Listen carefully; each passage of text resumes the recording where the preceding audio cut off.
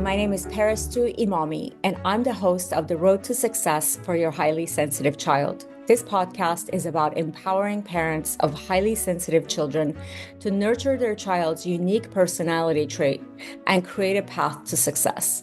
Our podcast provides guidance, insights, and support to help you unlock your child's full potential, fostering resilience, confidence, and a bright future. If you're new to my podcast, please go back and listen to episodes 1 and 2 because they provide information on high sensitivity that all subsequent episodes will build upon. To book a private coaching session with me, please visit my website at parentinghsc.com. Today's episode is about highly sensitive youth, 9 things you must discover about a job of interest to avoid a regrettable choice with my guest, Mr. Jay DuSold. Jay is a next-gen career guide, motivational speaker, author, and career readiness consultant. Jay has spent decades working with teens and parents as a mentor and life coach. He started focusing exclusively on career guidance in 2014 after helping his son figure out a career fit while still a junior in high school. As a next-gen career guide, he helps young people around the world discover how they are wired for work and identify a true job fit so they'll be successful, motivated, and fulfilled in their careers. As a youth motivational speaker, he inspires emerging young adults to think differently about their identity, true success, and reaching their full potential. As an author and career readiness consultant, Jay provides guidance and resources to schools and organizations who want to maximize their career guidance efforts. Welcome, Jay. I'm so grateful to have you with me today, and I'm super excited for my listeners. As you know, you have a lot of, as I know that you have a lot of wisdom to share with us today. Thank you so much for joining us today. Welcome. Yes, thank you, Parastu. It's so good to be here. And I'm really excited to share these moments with you and with the audience. I love being able to share these things with parents to really encourage them and equip them on this often challenging topic of helping their kids kind of figure out what to do after high school and reach their full potential. So thank you for the invite to come be here with you today. Appreciate it. Of course, of course. I'm so happy for my listeners because, when I was telling people that you're going to be a guest on my podcast, they're like, oh my God, I wish I had him when I was young. And, so many of us, as we're adults, reflect back on our careers and go, oh my God, it would be so nice to have someone like Jay when we were younger to help us through this journey of making the right decision about our career path. So yeah, I'm very excited for our audience today to have your wisdom and expertise. So can you tell us about yourself and how you got into this career path? Yeah, sure. So, as you mentioned, I've spent many years working with young people and their parents. But in 2014, I was helping my son, Justin, who at the time was a junior in high school, 2014. And I discovered 2 things in trying to help him. Number one was that there aren't many good tools that are trustworthy and reliable to make such a critical decision and potentially very expensive decision. And the Yeah. second thing that I discovered was that this is a huge problem with young people. It's most young people actually face high levels of confusion and uncertainty. And of course, I didn't know that. I was, the parent of a junior in high school for the first time, and it is really it was shocking. It was shocking what I was discovering as far as how many young people really struggle. And so, so as I was trying to help my son Justin, I remembered a really unique assessment tool that I had bumped into in the early 90s. And it's a really incredible tool that doesn't ask questions. It has participants tell stories about their past, and it's just a powerful tool for really understanding some of the more difficult aspects of how a person's wired. And so, Yeah, so I reached out to the guy who created that tool, and just I was hoping that I'd be able to get my son to go through it to actually use the tool, even though it was more for like business, corporate executive type things. And Mhm. he responded and said, "Yes, I would love to see your son go through that." And then I asked him Wow.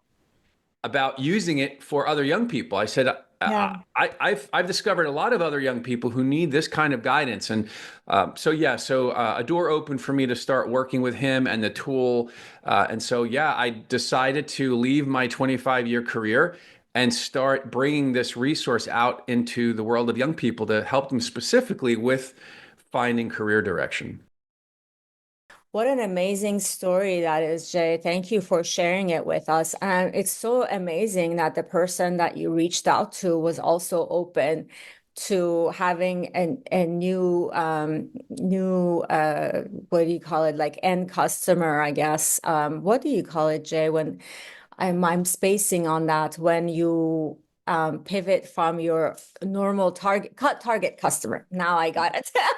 There you go. Sometimes, yeah, sometimes some words don't come to me right away. So yeah, it's Absolutely. nice that he was able to pivot and try Mhm. out, new target customers for the work that he was doing with his tool. So that's really cool.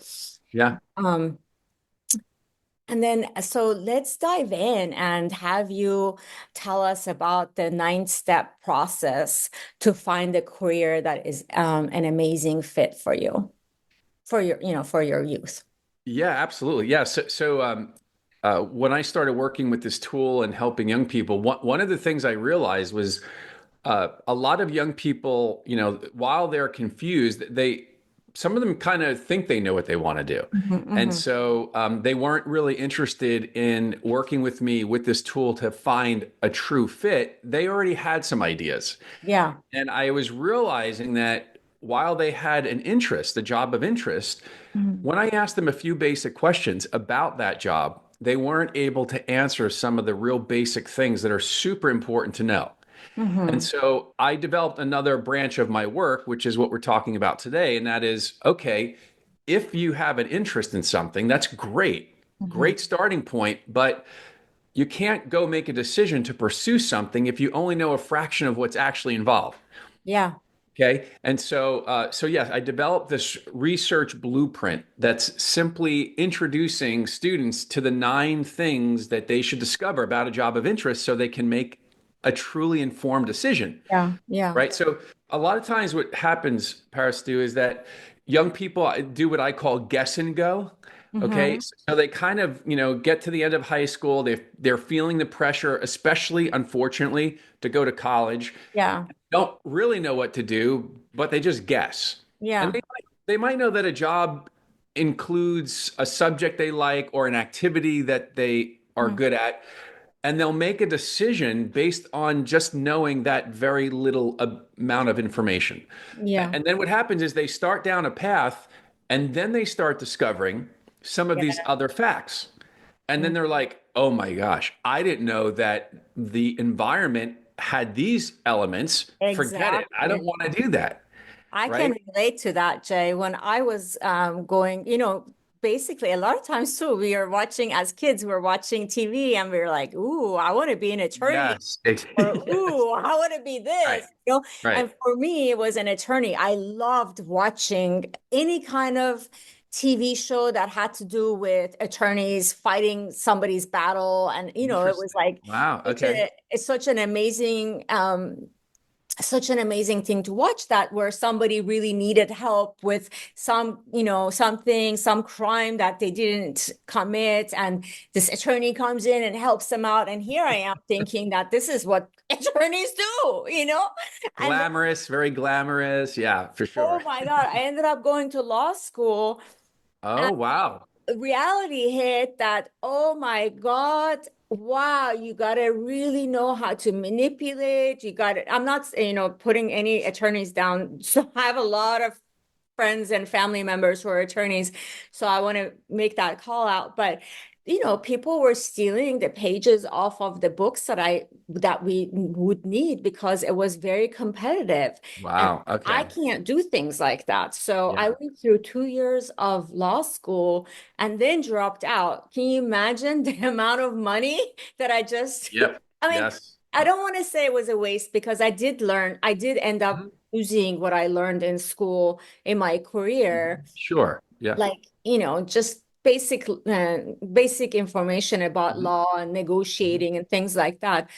But it Yeah. wasn't something I ended up doing for a living, and Right. all of that time, that I could have been devoting to something that I'm passionate Exactly. about. Right. Yeah, this is exactly what happened. So thank you for sharing that personal story. And that was my story too. I was the perfect example of this as well. I got to the end of high school, wasn't sure what to do. No one in my family ever went to college, but Mhm. so they couldn't really help with guidance. And so I asked the question that many young people ask, what do I like? Yeah. And I like looking at the details of building facades and interior spaces. So, Mm. of course, I thought, oh, that means I should be an architect. And so Mm. I started college as an architect major. And shortly into it, by Christmas, the Christmas break, I was like, oh man, I'm in the wrong spot, right? Because Wow, good for you I though. That was quick learner. You're a Yes, well, quick learner. thankfully I discovered it early and I realized I'm in the wrong path. But I discovered what I now call don't haves and dislikes. Yeah. Okay. And so I realized I didn't have certain skills required.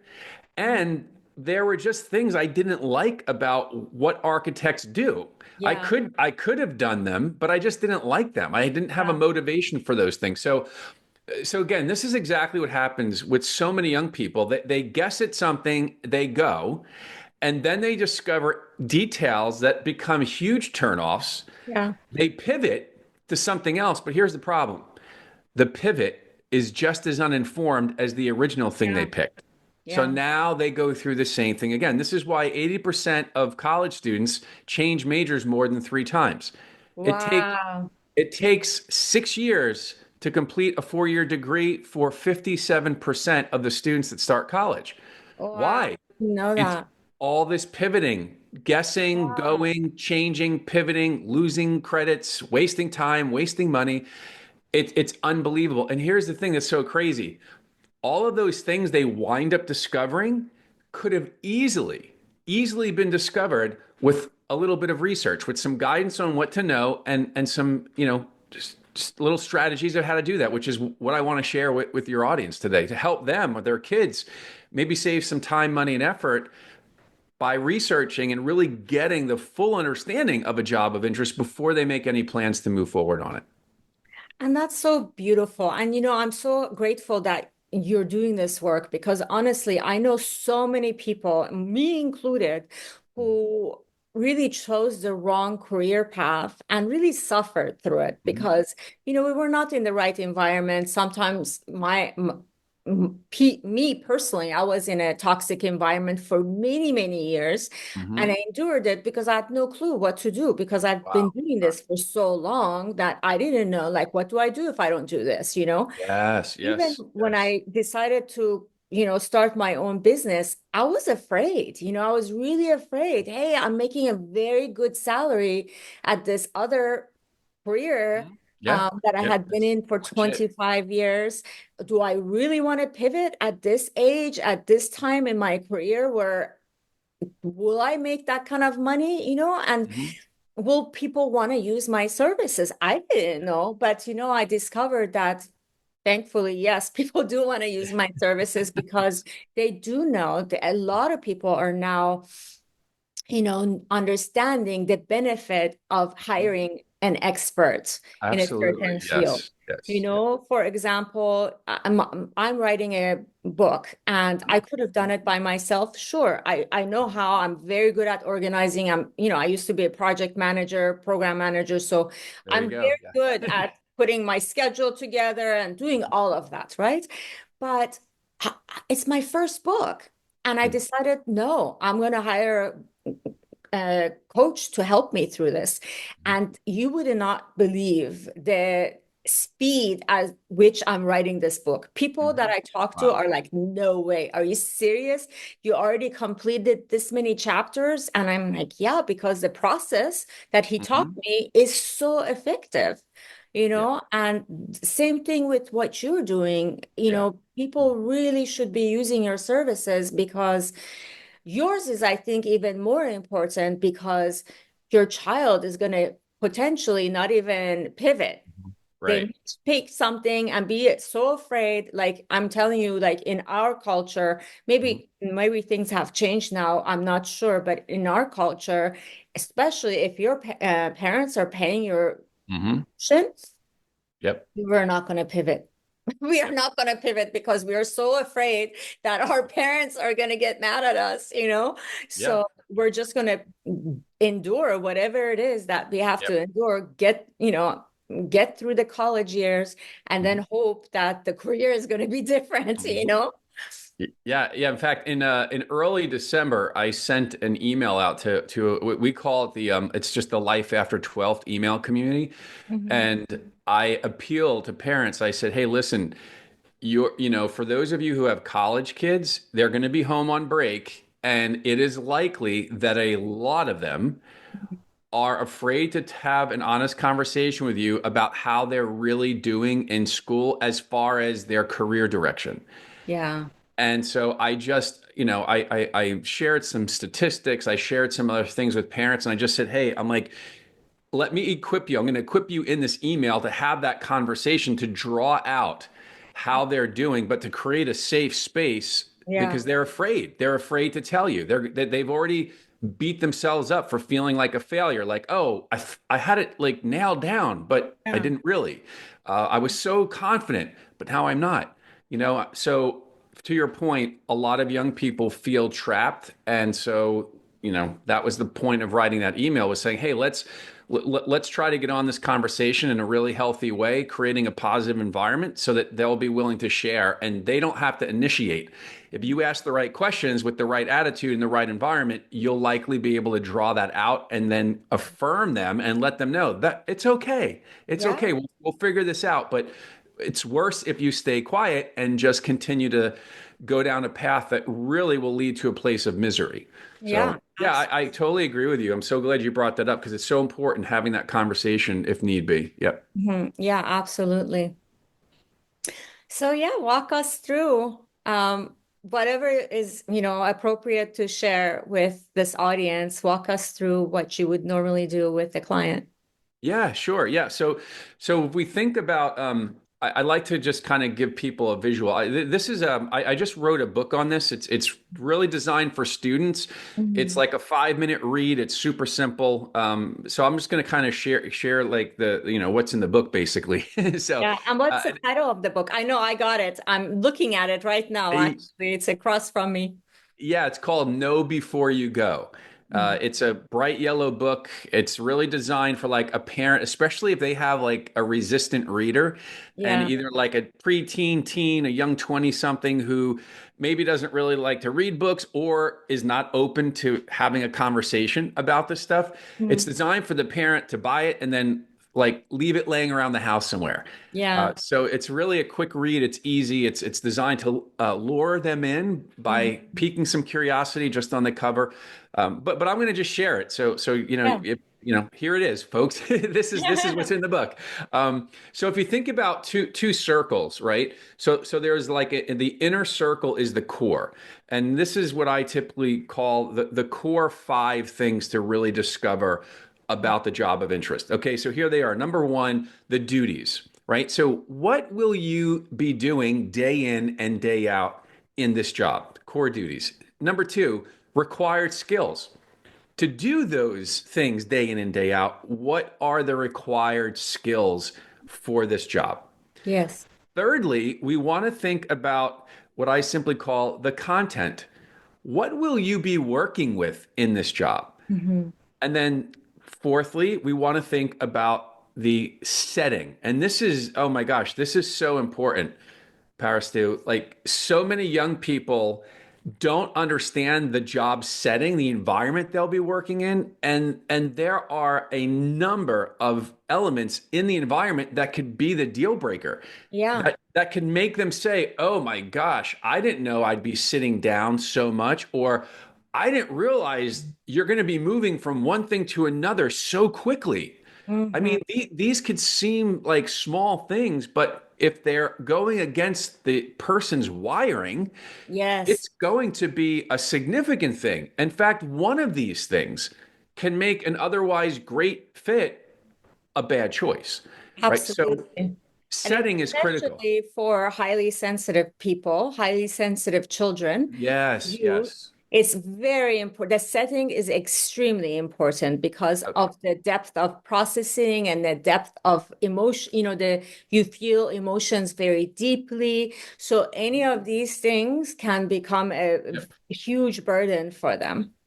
Yeah, And and there are a number of subsets to that, and I'll just throw a few out, but things like, is the job going to put you in a setting that's more upfront or behind the scenes? Man, Mhm. that's so important to really understand, Yeah. right? Is the job fast paced or slow paced? Is there time for learning and preparing, or is it on the fly? Is Yeah. it like high stress or low stress? Is it like a job that's got a lot of structure and regulation, or is it an overarching goal with a blank page that Yeah. you then have to structure yourself? Like, man, I can't emphasize this enough. This is so important. Just the setting alone is Absolutely. Yes. really important to thoroughly understand, right? Yes. And then the fifth thing for that core is the outcome. So, okay, at the end of the day, when you do this job, what's the main outcome? What's the main result of the work? Because sometimes an outcome will be very unattractive to a young person. They'll say, Mhm. "Oh, all I would be doing at the end of the day is that." I don't know. That doesn't really feel like it's drawing me in. It's not inspiring me. So Mhm. it's really important to get that, hey, at the end of the day, what are you going to be accomplishing in this job, right? To make sure it's inspiring to you, it feels motivating, it feels like something that you would want to give yourself to, right? Yeah. So just taking the time for the outcome is important as well. It's very important, especially for highly sensitive children, Okay. because they're very much wanting to see the impact that they have. Wow. So Okay. for them, it's important to have um, number one, it comes from being a perfectionist, although I'm trying to help my clients understand that being a perfectionist is not a good thing. So try to help your child understand that as quickly as possible and lessen it. You can't get rid of it because we're born with this trait. It's a genetic Mhm. trait that you're born with, so you can't change it, but you can lessen the impact Yeah. of Okay. certain Sure. things, not all things, but certain things. Mm. And perfectionism is something that you can lessen. So because of that, we have the tendency to really want to be working in a job where we are serving, first of all. Mhm. Service is very important to us. So the kind of work that you and I do. Mhm. And also we want to have a positive impact and we Mhm. want to be Mhm. impactful. So Yeah. if we don't see the impact, we won't thrive in that career at all. Yeah, and it's so good. Like this is so relevant, I feel, for what you're saying. And I know, you and I are on the same page with so much of this stuff. But yeah, to your point, like that again, that one thing alone, the outcome could be something that's really a problem, that winds up making the whole thing a turn off. Yeah, And again, this is all stuff that could be really easily discovered. This is not exactly. stuff that's deeply buried that you would only know after 3 years in the job. Like this is Yeah. all, I call it just surface level. This is stuff through very basic research you can discover, right? So those are the five core: the duties, skills, the content, the setting, and the outcome. Okay. There is an outer ring that I simply refer to, and that includes four other things that are important as well. So, number one, I call it Outlook Plus. Mhm. So, traditional Outlook is the prediction as to whether or not this job is going to grow or shrink. Okay. Okay. And it's usually a percentage number. Okay. I call it plus because in addition to the traditional, hey, is this job projected to grow or shrink? The plus means what is the impact of AI likely going to be on this position? Yeah. Okay. So we just don't want to know the ultimate, hey, is this projected to grow or shrink? We want to know what role is AI going to play in possibly changing the nature of the job or maybe eliminating it Yeah, altogether in the next year. absolutely. And that's so crucial because AI is growing so rapidly that Correct. it's not something that we have to think about in the distant future. I mean, already, obviously, it has it's had a huge impact already. But if you think about it, like I signed up for a class, I started learning Chat GPT, I don't know, whenever it came out. I don't remember, like a year ago, 2 years ago, I don't know when it was. And I love it. I use it all the time. I absolutely love it. But I signed up for a class the other day just because I'm curious. There Mhm. are like 50 different AI applications that you could utilize right now. Yep. 50. We went from one to 50 in like Yes. a matter of a year or something like that. So Hmm. it's growing so fast Yep. that it's something that we all have to think about when we're making a decision about our careers. Yeah, absolutely. It's a very, very important consideration. So that's the first of the four on that outer ring is Outlook Plus. Then, very important, we need to understand salary for this job Yeah, of yeah, interest. And I'll add into that, we have to be aware that there's starting salary and experienced salary in many jobs. yeah, So in many cases, that number will be drastically different. So if our kids are thinking, "Oh, I can make 120,000 in that job," yeah, that's after 10 years of experience and yeah, earning three additional credentials. yeah, yeah, You're not going to make that on graduation day. yeah, Then when you get into the job, so it's important to really understand like what is the starting salary in that, but what is the experience salary.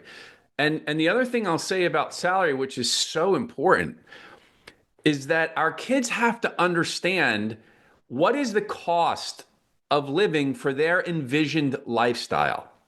Okay? exactly. Because if you don't know what it's going to cost you to live the way you want, you won't know whether a salary is sufficient. Yes. Okay? And so many young people, they want to continue the lifestyle that their parents have sacrificially given them and they don't know what it costs. So Yeah. they're like, oh, like having Hulu, Disney Plus, Prime, Amazon Video, oh, those all cost money.